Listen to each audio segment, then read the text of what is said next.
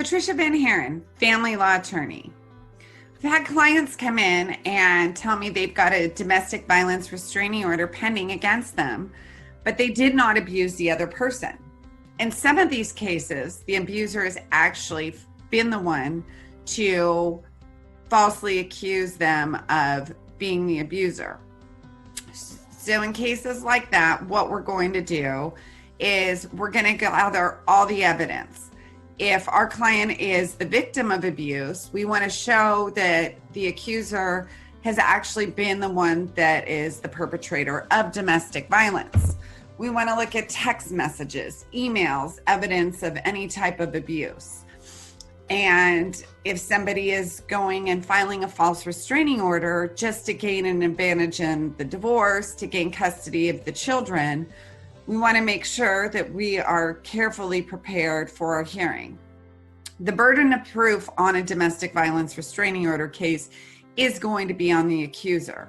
So you want to make sure that you carefully craft your cross-examination questions, that you're able to provide evidence, possibly witness testimony, to show that the allegations that they are making are false.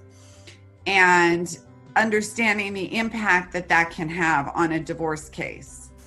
Our courts do not take domestic violence lightly. So it's important in going forward, particularly if there are false allegations against you, that you're prepared for the hearing. You show up to the hearing, you remain calm during the hearing, and that you have the guidance of counsel. In some cases, if there's been violence on both ends, we may wish to enter into some type of informal stay-away order, particularly in cases where the relationship itself has been toxic and there's been a lot of negative exchanges by both the parties. If you've been falsely accused on a criminal level, we advise that you coordinate with a criminal attorney and have that criminal attorney working with your family law attorney, so that your case can be established best.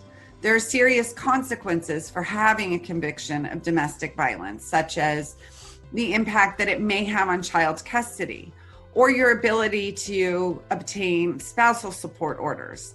There's a presumption that you should not be able to receive spousal support if you are the abusing spouse, as they don't feel that people should have to pay funds to their abuser.